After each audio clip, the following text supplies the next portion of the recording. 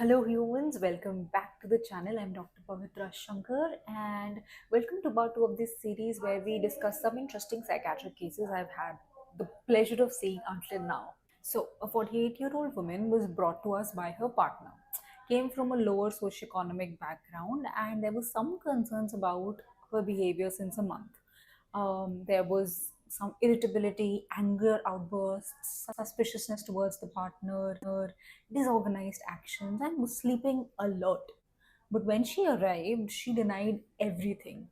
She told us confidently that she was only here for an obstetric consult because, according to her, she was 5 months pregnant. Now, here's where it gets interesting. Clinically, there were no signs of pregnancy. Her abdomen was soft, no fetal parts palpable, no stria, no fetal heartbeat. The ultrasound clear, UPT negative. Even her hormone profile pointed to a menopausal state. But still, she wholeheartedly believed that she was pregnant. But why? What led her there? Her story was heartbreaking. She got married 10 years ago, but tragically, her husband passed away just 3 months after he was diagnosed with HIV. She had tested positive too, which led to her family disowning her and her living by the help of a local NGO through which she had met her current partner. 3 years ago, she had had a positive pregnancy test, but even on an early ultrasound, there were no signs of any fetus. Despite medical advice, she had self administered an abortifacient, and because she was worried that she would pass on the HIV to the child and it would affect the financial situation, she would not be able to take care of the child as well. The result was an incomplete abortion. No medical records, just a woman grieving, crying her eyes out. Ever since, her partner and even his family had blamed her.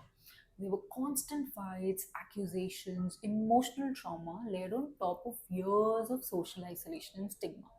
So when she started experiencing changes like weight gain, increased appetite, strange abdominal sensations, she held on to the idea that she was pregnant.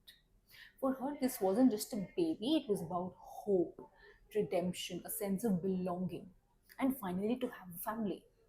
But clinically, we diagnosed her with what we call pseudocyesis or a delusion of false pregnancy, a rare but powerful psychiatric symptom, especially seen in women who have a background of trauma and loss and hormonal changes, like in this case, menopause. Her mental status examination showed that definitely the judgment was impaired and she had no insight about the situation whatsoever. We started her on a low dose of an antipsychotic, and but she resisted it because according to her she did not need any treatment. In fact, she only agreed to take these medications after we signed a document that said that if there was any harm to the fetus, it would be our responsibility. That's how real the delusion was for her. Over time, we gently escalated the dose of antipsychotic and started some insight oriented psychotherapy. And we slowly started to question her belief and shake up the delusion. She opened up with therapy and with medications also. The conviction of the delusion, that is what came down. She allowed space for a new narrative. And 2 weeks in, we continued therapy and escalated the antipsychotics. And she became more amenable to therapy, more amenable to conversation, more amenable to a second perspective on her symptoms. She now started to say, maybe I'm wrong, maybe it's just my diet that has changed, maybe it's my hormones which is causing this.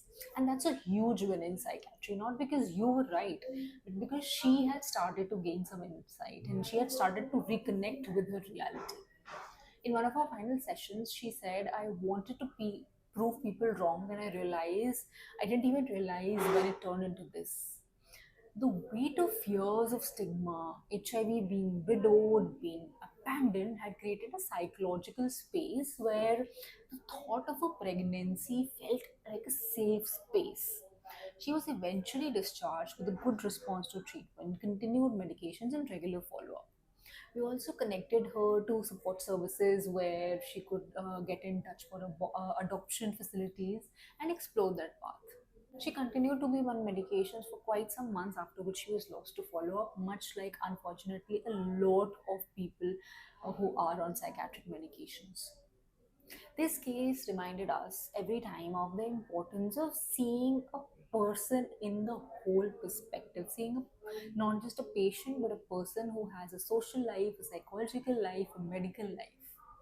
So thank you so much. I hope it was interesting. This was one of the first cases that I wrote a case series about in the Indian Journal of Psychiatry. Sorry, a case report about in the Indian Journal of Psychiatry. See you next time. Thank you so much.